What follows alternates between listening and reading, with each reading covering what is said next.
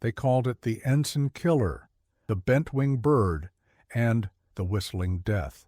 The Vought F-4U Corsair arrived in the Pacific Theater in 1943, bearing these ominous nicknames rejected by the U.S. Navy as too dangerous for carrier operations. This remarkable fighter aircraft, with its distinctive inverted gull wings and massive propeller, would find its way into the hands of a squadron of cast-offs and misfits who, like their aircraft, had been deemed unsuitable for the conventional war effort. Together, they would forge one of the most extraordinary combat records in aviation history and forever change the course of the air war in the Pacific. Before we dive into this extraordinary story, tell me in the comments, which city are you watching from? It's incredible to see our historical community spread across the world. And if you're new here, subscribe to the channel and turn on notifications.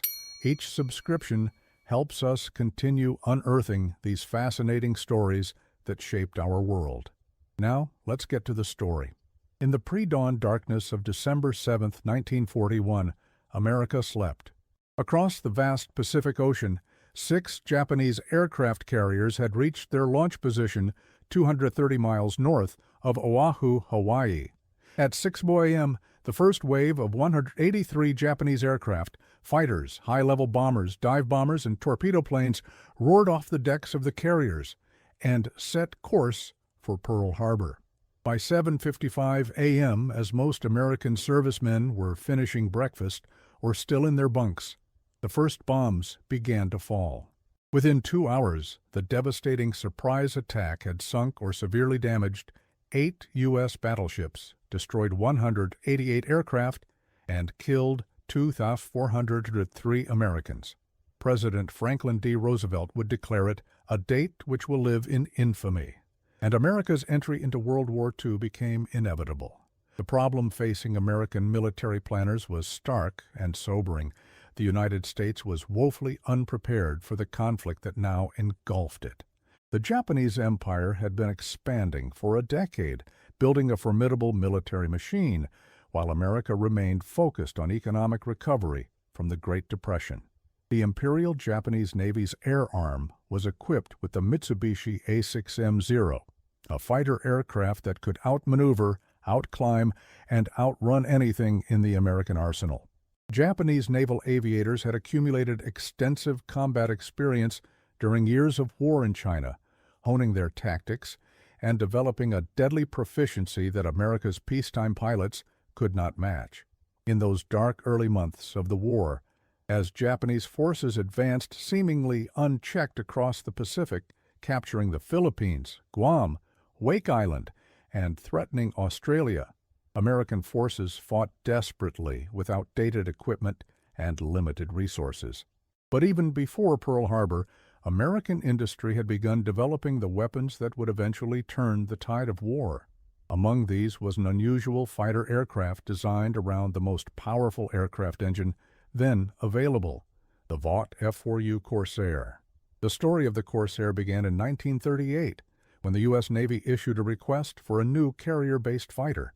Chance Vought Aircraft submitted a design centered around the massive 2,000-horsepower Pratt & Whitney R2800 double wasp engine, the most powerful aircraft engine in America at the time. The specifications called for a maximum speed of at least 350 mph, 450 caliber machine guns, armor protection for the pilot, and self-sealing fuel tanks. Vaught's design team, led by Rex Beisel, faced an immediate challenge. The enormous R2800 engine required an equally enormous propeller, 13 feet in diameter, to harness its power effectively. A conventional aircraft design would require extremely tall landing gear to provide proper ground clearance for such a massive propeller, creating problems for carrier operations where strength and compactness were essential. Beisel's solution was revolutionary. An inverted gull wing design that allowed the landing gear to be attached at the lowest point of the wing bend while keeping the overall height of the aircraft manageable. This distinctive wing shape gave the Corsair its unmistakable profile, a silhouette unlike any other fighter of the era. On May 29, 1940, the prototype XF-4U-1 took to the air for the first time. The test flights revealed extraordinary performance. The Corsair became the first American fighter to exceed 400 mph in level flight. Its speed, climb rate, and armament, eventually increased to 650 caliber machine guns, made it theoretically superior to any fighter in the world, including the feared Japanese Zero. But theory and practice often diverge, especially in the demanding environment of naval aviation. As the Corsair underwent carrier qualification tests in late 1941 and early 1942, serious problems emerged. The long nose of the aircraft, necessitated by the massive engine, severely restricted the pilot's forward visibility during carrier landings. The landing gear struts sometimes collapsed under the stress of carrier deck impacts. Most alarmingly, the aircraft displayed a dangerous tendency to bounce on landing, sometimes throwing the plane back into the air in an uncontrollable kangaroo hop that could send it careening into parked aircraft or over the side of the carrier. Additionally, the Corsair suffered from vicious stall characteristics. It would drop a wing without warning and enter a potentially unrecoverable spin. These issues led to a fateful decision. In April 1942, the U.S. Navy deemed the Corsair unsuitable for carrier operations and relegated it to land-based Marine Corps squadrons. The aircraft that had promised so much had been effectively rejected for its intended role. It seemed destined to play a secondary part in the Pacific War, overshadowed by safer designs like the Grumman F-35 Hellcat. Yet in wartime, necessity often transforms rejection into opportunity. The Corsair would soon find itself in the hands of pilots who, like their aircraft, had been deemed too unorthodox for conventional military operations. The man who would lead these rejected aircraft and pilots to glory took an unusual path to military command. Gregory "Pappy" Boyington was born in Coeur d'Alene, Idaho on December 4, 1912. His early years were marked by an unusual family situation. He grew up believing that Ellsworth Hallenbeck, an alcoholic who frequently abused his wife and adopted son, was his father. It wasn't until Boyington needed his birth certificate to join the U.S. Marine Corps in 1936 that he discovered his biological father was actually Charles Boyington and that his mother had remarried when Gregory was still an infant.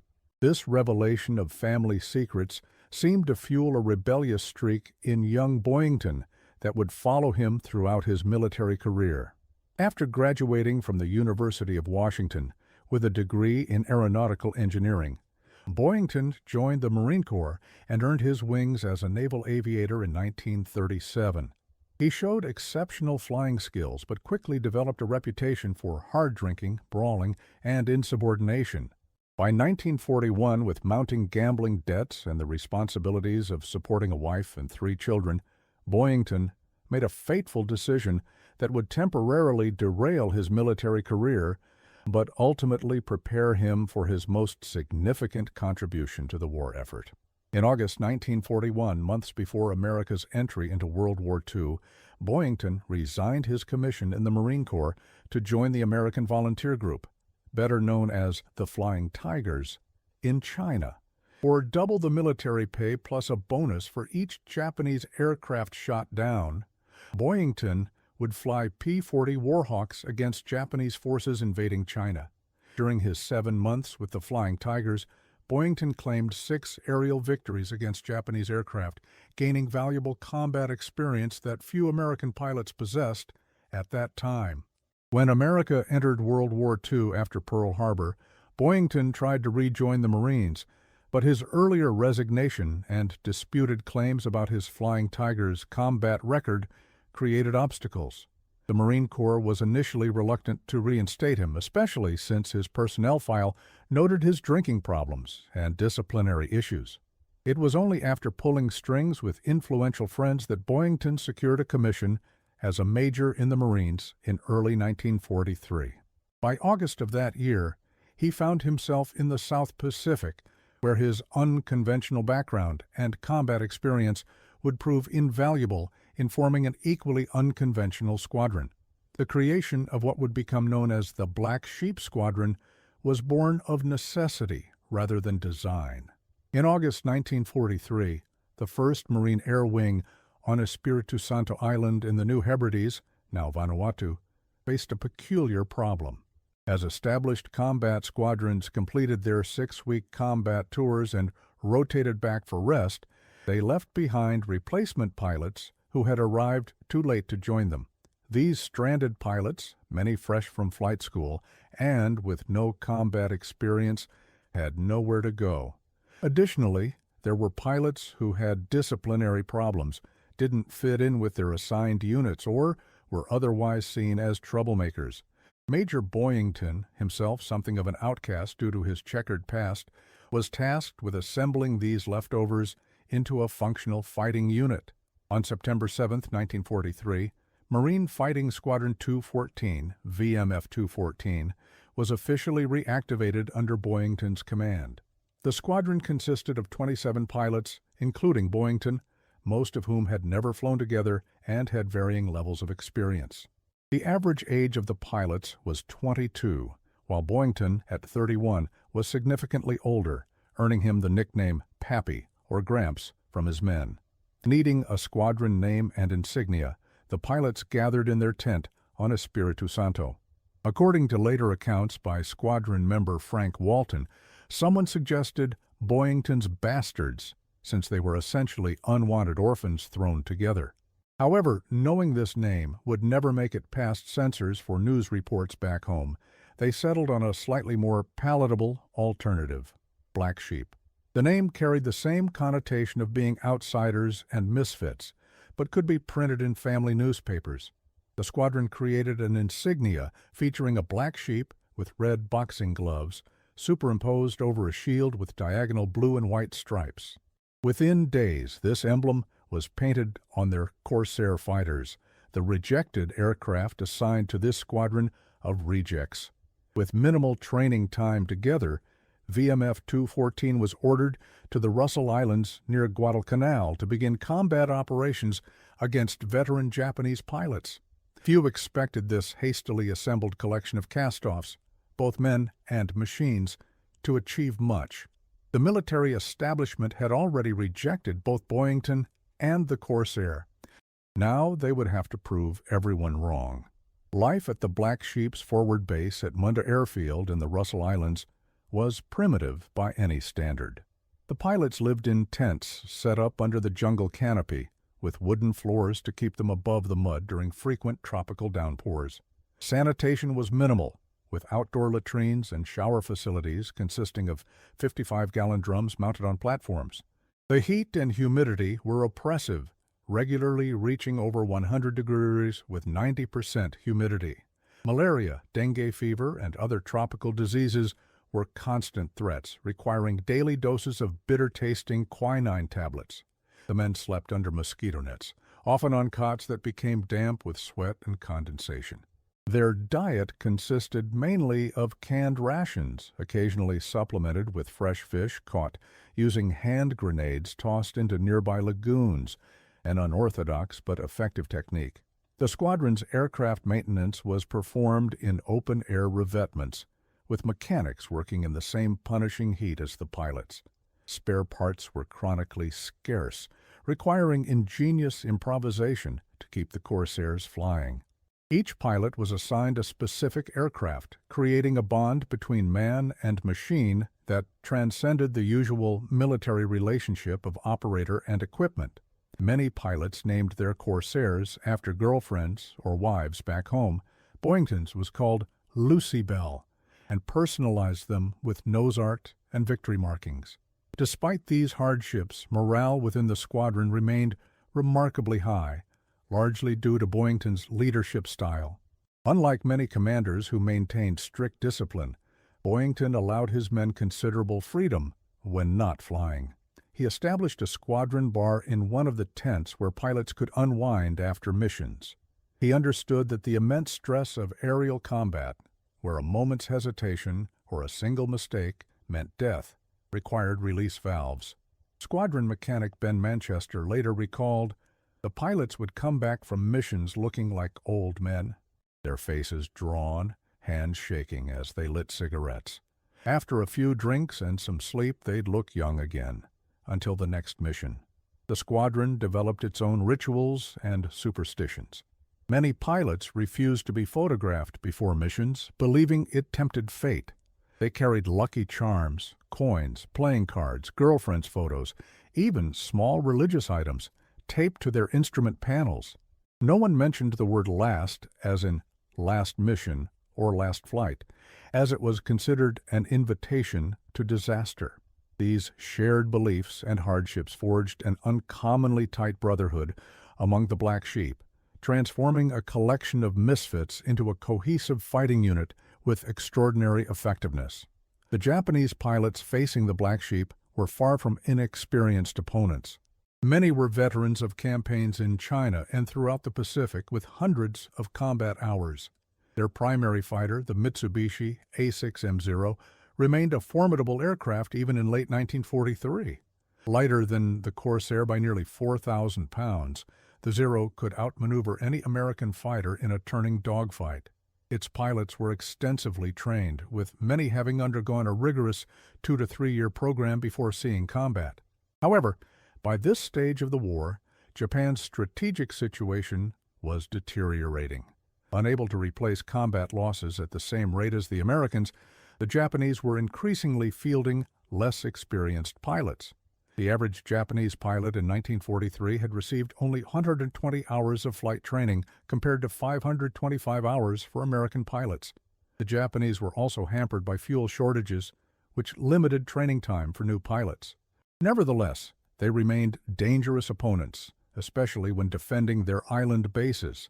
The Black Sheep quickly developed tactics specifically tailored to counter Japanese strengths. Boyington instructed his pilots never to engage in turning contests with Zeros. Instead, they used the Corsair's superior speed and diving ability to make slashing attacks from higher altitudes. A typical engagement would see the Corsairs diving at high speed through Japanese formations, firing brief bursts, and continuing the dive before zooming back up to altitude to repeat the process.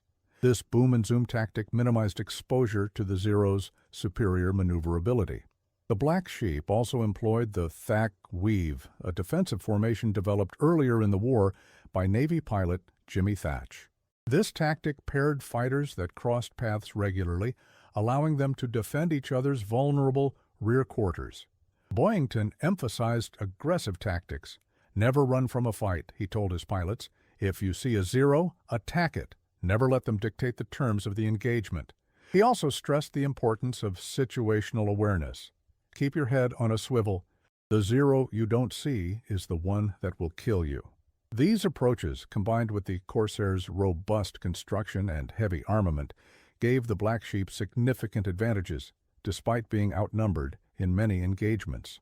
On September 16, 1943, the Black Sheep took off from Munda Airfield on their first combat mission, a fighter sweep over Japanese-held Balal Island. Boyington led 12 Corsairs arranged in 4 three-plane divisions. As they approached the target area, they spotted a formation of 6 Zeros at 20,000 feet. Boyington gave the attack signal, and the Corsairs dove toward their opponents. In the ensuing dogfight, Boyington shot down 1 Zero, while his wingman, Second Lieutenant Robert W. McClurg, damaged another. The remaining Japanese pilots, surprised by the aggression of this unknown American squadron, broke off and retreated. It was a modest beginning, but the Black Sheep had drawn first blood. Over the next 2 weeks, the squadron conducted daily fighter sweeps over Japanese-held islands, gradually building their combat experience and developing effective teamwork. On September 20th, the Black Sheep engaged in what would become their signature operation, fighter sweeps over the heavily defended Japanese base at Kahili on Bougainville Island. On this mission, Boyington shot down 5 Japanese fighters in a single engagement, becoming an ace in a day, a rare achievement that immediately attracted attention from higher headquarters and the press back home. The success continued on September 21st, when the squadron shot down 5 more Japanese aircraft while escorting American bombers attacking Balale. By the end of September, the Black Sheep had claimed 25 enemy aircraft destroyed, establishing themselves as one of the most effective fighter units in the theater. Their success was not without cost. 2 pilots had been lost to enemy action, and several aircraft had suffered combat damage. But the squadron that had been cobbled together from leftover pilots was proving itself far more effective than anyone had expected. Boyington's aggressive leadership and the Corsair's exceptional performance were transforming a collection of rejects into an elite fighting unit. The military establishment that had been so quick to dismiss both pilot and plane began to take notice of this unusual squadron's growing success. Word of their achievements reached all the way to Washington, where military planners were desperate for good news from the Pacific Front. The Black Sheep were proving that sometimes the most effective warriors are those who don't fit the conventional mold. The Black Sheep's most extraordinary mission occurred on October 17, 1943. Intelligence reports indicated that the Japanese were flying in high-ranking officers to Kahili Airfield on Bougainville. Boyington planned an audacious operation.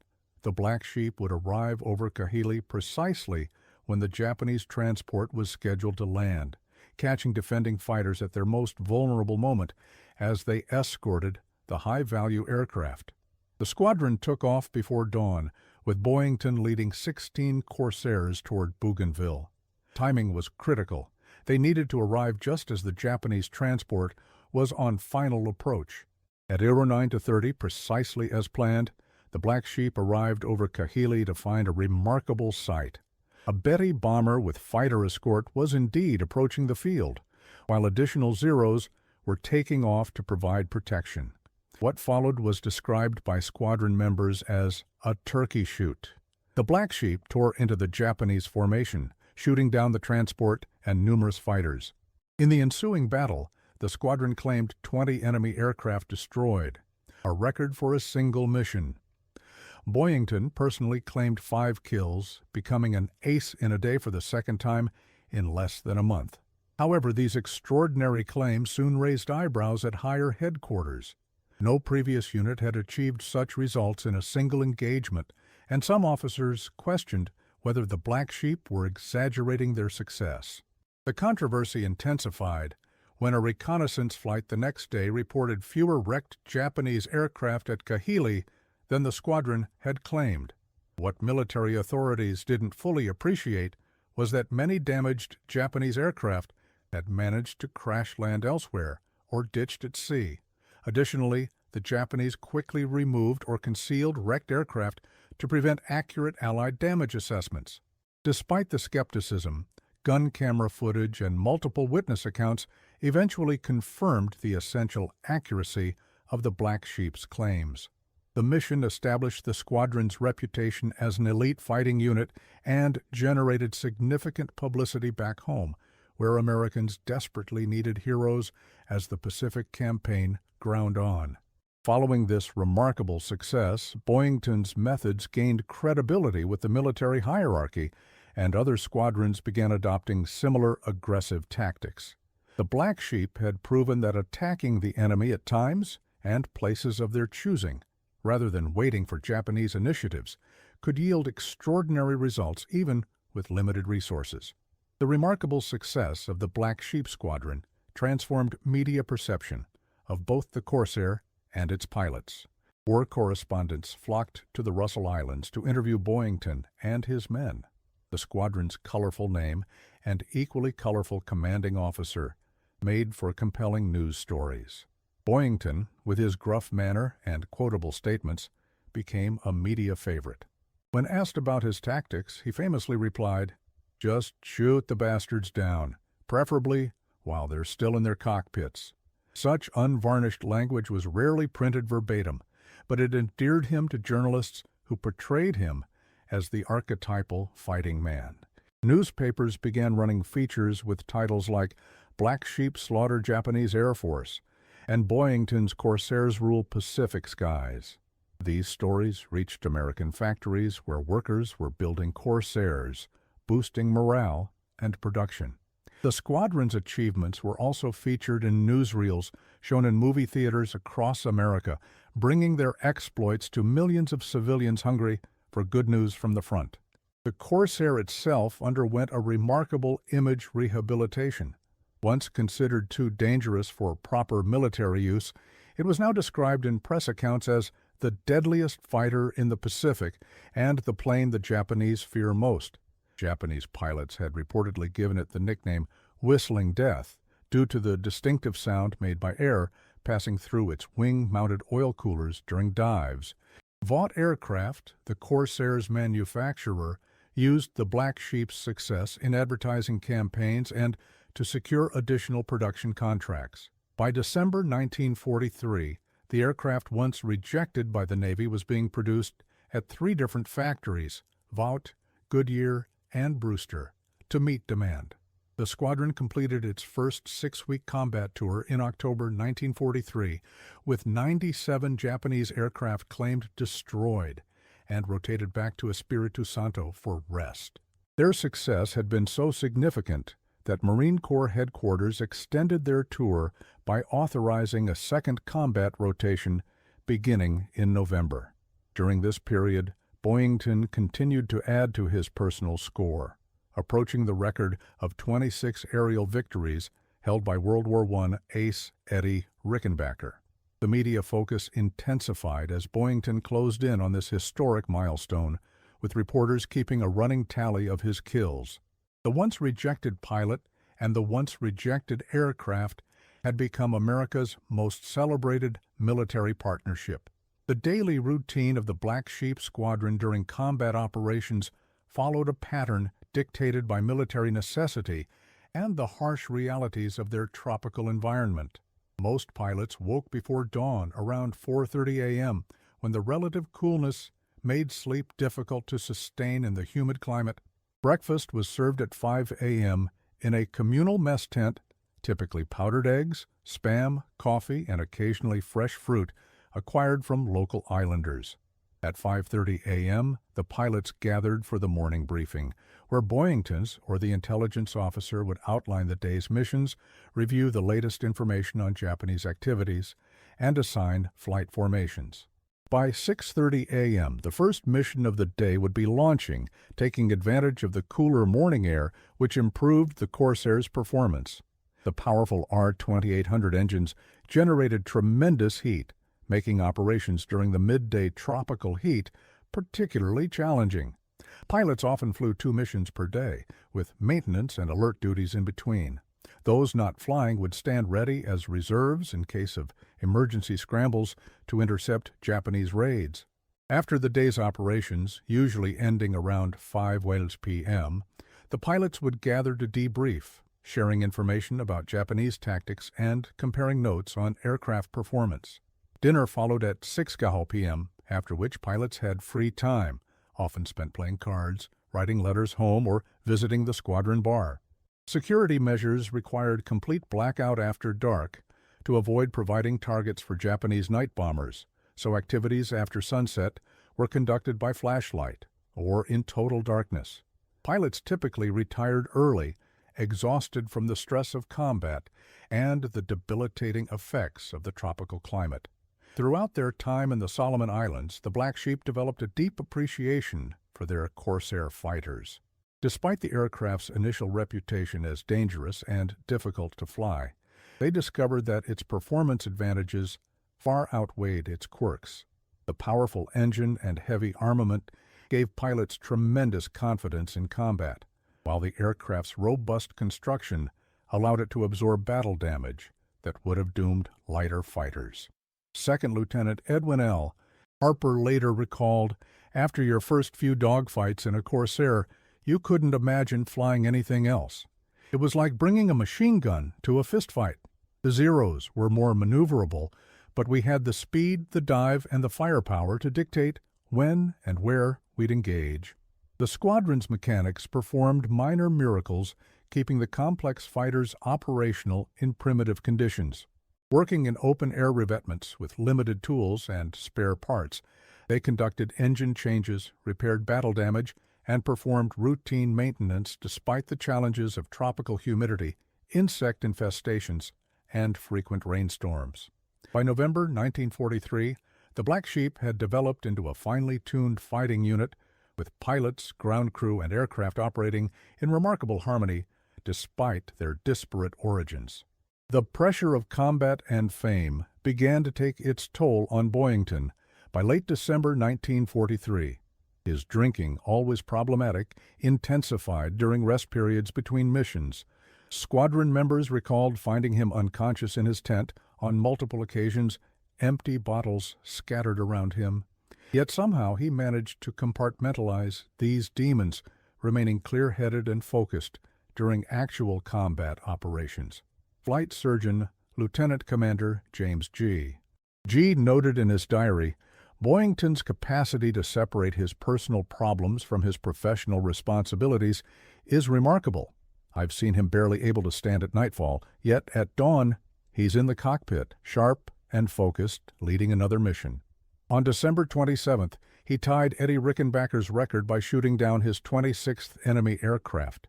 The achievement generated headlines across America, but Boyington was determined to break the record outright. His opportunity came on January 3, 1944, when he led a fighter sweep over Rabaul, the major Japanese base on New Britain. During the mission, Boyington shot down a Zero, bringing his official total to 27 and making him America's highest-scoring living ace. In radio transmissions during the battle, he excitedly announced, "I've just splashed number 27." It should have been his moment of triumph.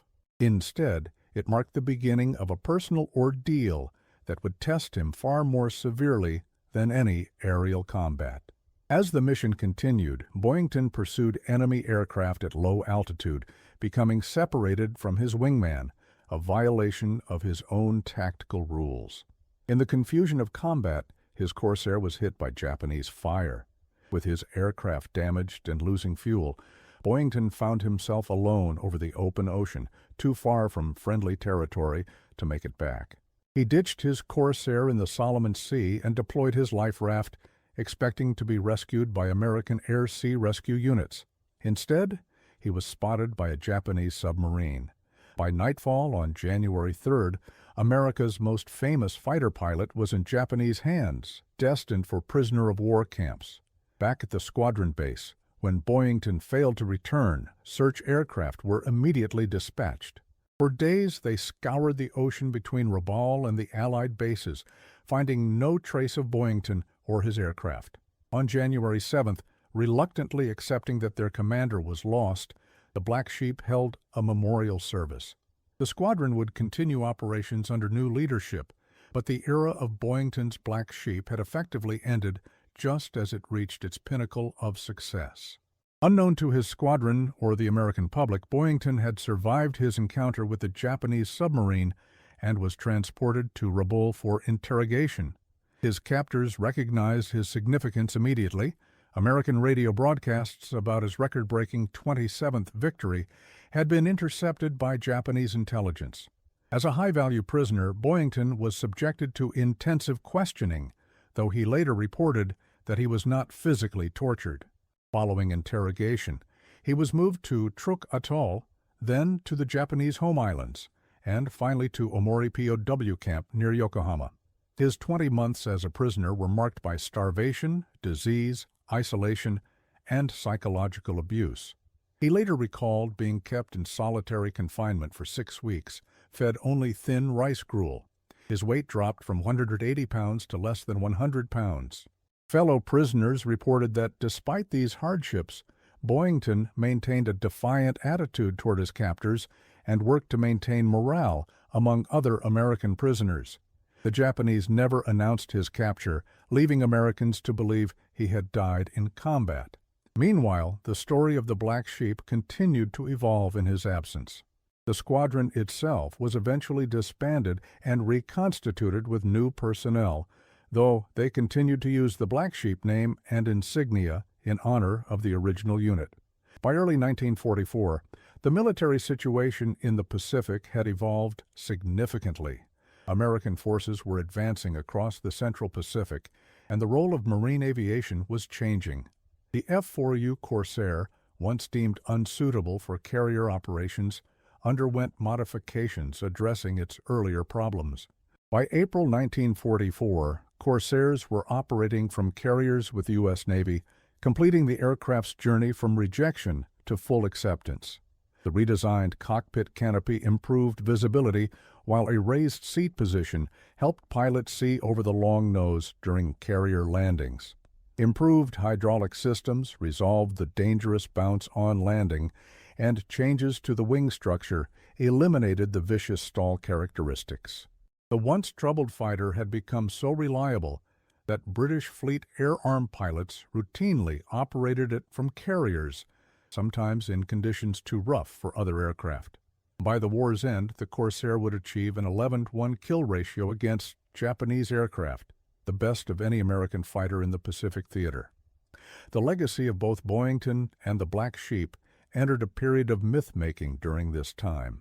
In their commander's absence, the exploits of the squadron were increasingly romanticized in press accounts. The narrative of rejected misfits who became elite warriors resonated with the American public, and the squadron's achievements were celebrated in magazines, newspapers, and radio broadcasts. The original members of the Black Sheep Squadron, many of whom completed their combat tours and returned to the United States for new assignments, continued to make significant contributions to the war effort. Some became flight instructors, passing on the combat tactics and lessons they had learned in the Solomon Islands to new generations of pilots. Others joined new squadrons, bringing their experience to units throughout the Pacific theater. Captain Don Fisher, one of Boyington's most talented squadron mates, was assigned to a night fighter unit flying radar-equipped F-6F Hellcats, where he added 4 more victories to his record. Lieutenant Robert McClurg returned to combat with VMF 213, shooting down 3 more Japanese aircraft before the war's end. Staff Sergeant John Bagert, the squadron's intelligence specialist, was commissioned as an officer and helped develop improved targeting information for bombing raids against Japanese installations. Throughout 1944 and into 1945, as the American advance across the Pacific accelerated, the tactics pioneered by the Black Sheep became standard procedure for Marine and Navy fighter squadrons. The emphasis on aggressive fighter sweeps rather than purely defensive patrols significantly reduced Japanese air capability throughout the theater. The squadron's specific contribution to military aviation extended beyond tactics to include numerous practical innovations. They had developed improved maintenance procedures for operating the complex Corsair in primitive conditions, modified armament loading to increase reliability, and created enhanced communication protocols for maintaining unit cohesion during chaotic aerial battles. Perhaps most significantly, they had demonstrated that the human factor in warfare, leadership morale, and unit cohesion often outweighed purely technical or numerical advantages. The Black Sheep had never been the largest squadron, never had the newest equipment, and never operated from the best facilities. Yet they had achieved results that larger, better-equipped units could not match. By early 1945, as American forces approached the Japanese home islands, the strategic bombing campaign against Japan intensified. Corsairs, now operating from both land bases and carriers, played a crucial role escorting B-29 Super Fortress bombers on raids against Japanese industrial targets. The aircraft that had once been rejected as too dangerous had become an essential component of America's war machine, produced in greater numbers than any other carrier-based fighter of the war. More than 12,500 Corsairs were built in total, with production continuing even after the war ended. The aircraft would go on to serve in the Korean War and remain in the U.S. inventory until 1957, an extraordinary lifespan for a combat aircraft. Throughout these developments, the fate of Gregory Boyington remained unknown. The man who had led the Black Sheep to glory had seemingly vanished, his story apparently ended in the waters off Rabaul. But history had one more chapter to write in the saga of Pappy Boyington and his Black Sheep. On August 29, 1945, 2 weeks after Japan's surrender, American forces liberated the Amori POW camp near Yokohama. Among the emaciated prisoners who emerged was Gregory Boyington, alive despite nearly 2 years of brutal captivity. When reporters asked how he had survived, Boyington responded with characteristic bluntness, "I was never scheduled to die in a Japanese prison camp. I'm going home to drink a quart of bourbon and get laid." Though the uncensored quote never made it into newspapers, the sentiment reflected Boyington's unbroken spirit despite his ordeal. News of his survival electrified America. The pilot who had broken Rickenbacker's record before disappearing had returned from the dead. Within days, he was on a transport back to the United States, where a hero's welcome awaited. His return made headlines across the country, with newspapers carrying front-page photographs of the emaciated but smiling Marine pilot.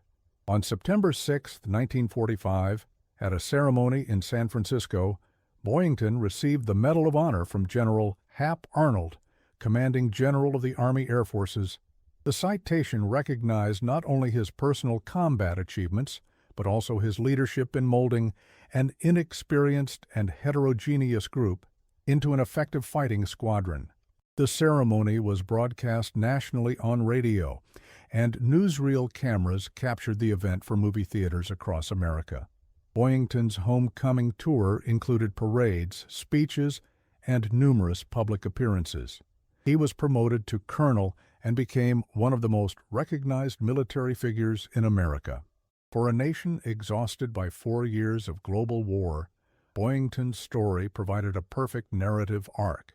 The flawed hero who overcame adversity, achieved greatness, suffered captivity, and returned triumphant. It embodied the American mythic journey, resonating deeply with a public eager to celebrate their returning warriors. In the immediate post-war period, Boyington participated in war bond drives and made numerous public appearances to boost military recruitment. He was invited to the White House to meet President Harry S. Truman and received keys to several cities. The Black Sheep Squadron veterans held their first reunion in December 1945 in San Francisco, with Boyington as the guest of honor. The event received national media coverage, further cementing the squadron's place in American military lore. For a brief moment, it seemed that Boyington had successfully navigated the transition from warrior to peacetime hero. However, the reality of civilian life would prove more challenging than aerial combat for the man who had led the Black Sheep to glory.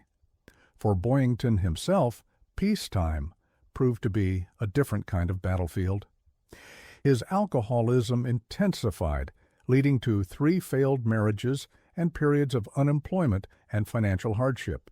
He worked as a wrestling referee, brewery representative, and bartender before finding a more stable role as a public speaker at air shows and military events. Veterans Administration doctors diagnosed him with psychological trauma from his prisoner of war experience, compounded by the sudden transition from combat hero to civilian. He struggled with the loss of structure, purpose, and adrenaline that had defined his wartime existence. Lieutenant James Sweat, a fellow Marine Corps ace who knew Boyington after the war, later observed, "Pappy was a warrior without a war." Peacetime never gave him the clarity and purpose he found in combat. Through all his personal troubles, he remained proud of the Black Sheep and their accomplishments. In speaking engagements, he always emphasized that the squadron's success came from the quality of its pilots, not just his leadership. In 1958, Boyington published his autobiography, Ba Ba Black Sheep, which detailed his experiences with the Flying Tigers, the Black Sheep Squadron, and as a prisoner of war. The book became a bestseller, reviving interest in Boyington and the squadron. It portrayed his life with remarkable candor, acknowledging his alcoholism and personal failings while celebrating the brotherhood of combat aviators. The book's success brought financial stability to Boyington for the first time in years and reestablished his place in America's cultural memory of World War II. In 1976, NBC premiered a television series based on Boyington's autobiography, starring Robert Conrad as Boyington. Though the show took substantial liberties with historical accuracy, it introduced the Black Sheep story to a new generation of Americans and created a resurgence of interest in the Corsair fighter. Boyington served as a technical advisor for the series and made occasional cameo appearances. The show ran for 2 seasons and remains a cult classic among military aviation enthusiasts. The television series helped stabilize Boyington's finances and personal life. In his later years, he achieved a measure of peace and stability that had eluded him in the immediate post-war period. He became a regular speaker at military academies and aviation museums, sharing his experiences with young pilots and aviation enthusiasts. He also began attending reunions of former prisoners of war, finding community among those who shared his experiences of captivity. After years of health problems related to his alcoholism and POW experience, Boyington died on January 11, 1988, at age 75. He was buried with full military honors at Arlington National Cemetery, his grave marker bearing the insignia of the Medal of Honor and the Marine Corps wings he had worn with such distinction. The funeral was attended by surviving members of the original Black Sheep Squadron, fellow aces from World War II, and hundreds of active-duty Marines who came to pay their respects to a flawed but genuine American hero. The original members of VMF 214 held reunions for decades after the war, maintaining the brotherhood formed in those primitive camps in the Solomon Islands. At these gatherings, they remembered not only their victories, but also the 23 pilots from the extended squadron who never returned from combat missions. They recalled the crushing humidity, the ever-present risk of tropical diseases, and the primitive living conditions they endured. Most of all, they remembered the unique sound of the Corsair's massive R-2800 engine, a throaty roar that Japanese pilots came to fear and American pilots trusted with their lives. Frank Walton, the squadron's intelligence officer who later wrote Once They Were Eagles, a more factual account of the Black Sheep than Boyington's somewhat embellished autobiography, attended these reunions faithfully until his death in 1996. At the last reunion he attended, he remarked, "What made the Black Sheep special wasn't just our combat record. It was that we were thrown together, expected to fail, and instead created something extraordinary. We weren't the best pilots individually, we became the best squadron collectively." The squadron's distinctive insignia, the Black Sheep with boxing gloves, continues to be worn by the modern VMF 214, now designated Marine Fighter Attack Squadron 214, VMFA 214. Today's Black Sheep fly FA-18 Hornet fighter bombers and have served in Iraq, Afghanistan, and other global hotspots. The connection between the original Black Sheep and their modern counterparts is maintained through ceremonies, traditions, and the passing down of the squadron's history. Current pilots of VMFA 214 study the tactics and leadership lessons from their World War II predecessors, adapting them to modern aerial warfare. The Corsair itself has achieved iconic status in aviation history. Surviving examples are prized attractions at air museums around the world, and airworthy Corsairs are stars at air shows, where their distinctive engine sound and unmistakable silhouette still captivate audiences. Scale models, artwork, and digital recreations of the Corsair and Flight Simulator programs ensure that new generations experience the aircraft's unique characteristics. Aviation historians consistently rank the Corsair among the greatest fighter aircraft ever built, a remarkable rehabilitation for a plane once deemed too dangerous to serve its intended purpose. In military circles, the Black Sheep demonstrated the value of unorthodox leadership and tactics when confronting a determined enemy. Their success helped reshape Marine Corps' aviation doctrine, emphasizing aggressive fighter sweeps and the importance of maintaining air superiority over battlefield areas. The squadron's example continues to be studied at military academies and war colleges as a case study in effective combat leadership under adverse conditions. The story of the Black Sheep Squadron and their Corsairs extends far beyond their wartime achievements. They represent a uniquely American narrative, the story of outcasts and rejects who, when given the opportunity, proved their exceptional worth. Their journey from rejection to redemption embodies core elements of the American mythos: second chances, meritocracy, innovation, and triumph over adversity. The squadron's success demonstrated that traditional military values like discipline and conformity, while important, are sometimes less critical than adaptability, initiative, and cohesion under effective leadership. In Boyington, America found a complex hero who embodied both exceptional courage and human frailty. His personal demons, alcoholism, gambling, marital problems, made him more relatable than the spotless heroes often celebrated in wartime propaganda. His journey represented the reality of many combat veterans, extraordinary in war, struggling in peace. The Black Sheep story offers enduring lessons about the dangers of institutional rigidity and the value of second chances.